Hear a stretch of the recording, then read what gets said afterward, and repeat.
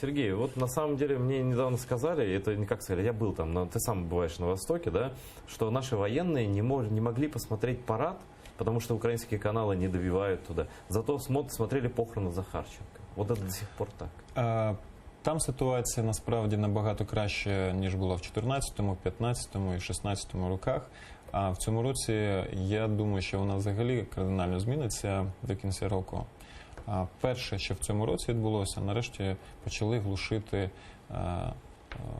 ефір російських телеканалів, які мовлять з Донецька і з Луганська. Нарешті. Ця система розгорнута і, наскільки мені відомо, вона вдосконалюється. Не вистачає додаткових веж, не вистачає поблизу лінії розмежування. А для глушіння, для системи глушіння дуже важливо, щоб відповідні передавачі знаходилися дуже близько до цієї лінії. Ну, така стіна, так. Да. А зараз будується в Донецькій області. Я сподіваюся, що в найближчий час, найближчі місяці вона буде добудована нова вежа, про яку ми багато говорили. І це, до речі, не єдина історія. Те ж саме буде відбуватися наступного року і в Луганській області.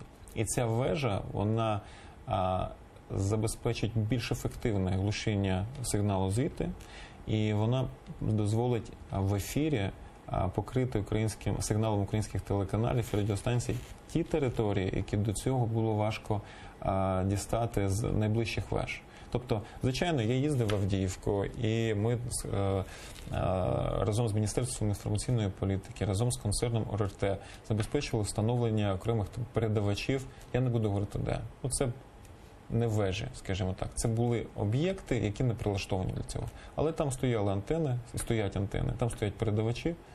Але це неефективна робота. Окей, Авдіївка покривається сигналом, а що далі? А у нас є лінія розмежування, у нас є Донецьк.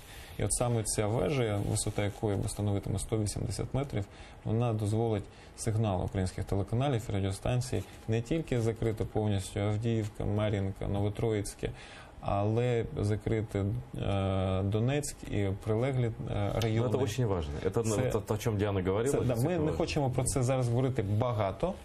Коли вежа буде побудована цієї осені, то ви побачите результат цієї роботи. І наші військові зможуть, які знаходяться якраз на цій ділянці, спокійно в ефірі дивитися українське телебачення. Зараз така можливість є, вона завжди була. І в Криму, і на Донбасі дивитися через супутникові тарілки. Хорошо.